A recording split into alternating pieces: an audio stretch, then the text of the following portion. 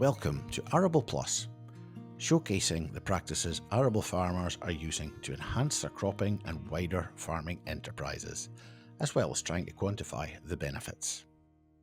In Aberdeenshire, John Crew tells us why he adopts a no-till approach, as well as discussing the use of companion crops and cover crops. So the oilseed rape is established with the strip till, Missouri cedar. The rows are about 2 foot spacing, and I don't use a plough, so I direct seed it straight into the stubble. Well, I have a history of farming in Canada, and all crops were established no-till there.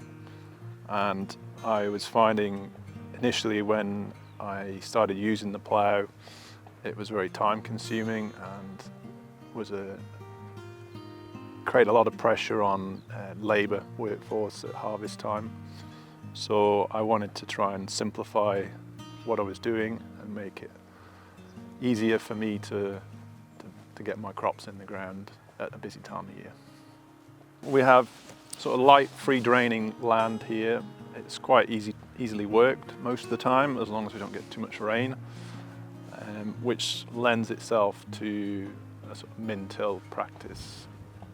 We have a crop of oilseed rape here, sown with a companion crop of berseem clover.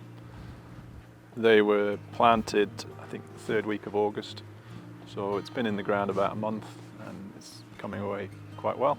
I sow the berseem clover with the rape, as it just provides a bit of a distraction for slugs, and it's a nitrogen fixing crop, so there are some side benefits to having that there, and it naturally dies off in the winter with a frost, so it's easily controlled. So I have done green cover mixtures as part of the EEC scheme in the past, but that was a separate scheme, and generally it worked okay, but there was a lot of issues with excess foliage and material and trying to incorporate that into the following crop. So I wasn't a huge fan of that. But this is obviously easier to manage given it dies off, so I find this works quite well with the rape. This is a wheat stubble field. In previous years I would have left the stubble to overwinter, but with harvest having been so far advanced this year, I thought I'd take the opportunity to put a mixed species cover crop in and see if I couldn't get some green cover on the field, just to experiment and see how it works.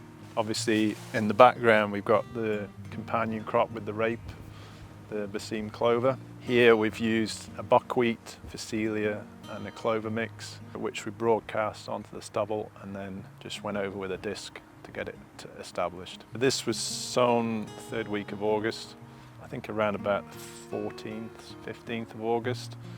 No slug control or anything. I'm looking to see if we can help soil biology and whether there's any benefit to fixing a little bit of nitrogen for the following spring crop that will go in here in April next year. Whether we adjust any fertiliser rates or seed rates, I don't know yet. It'll depend how well established it becomes. Arable Plus considers the different methods being used by arable farmers around the country to add more to their businesses. Over the winter, we'll try to quantify some of the benefits, not only financially, but also in terms of the benefits to the soil and the wider farm business. For more information, visit the FAS website or come along to the next Arable Plus meeting.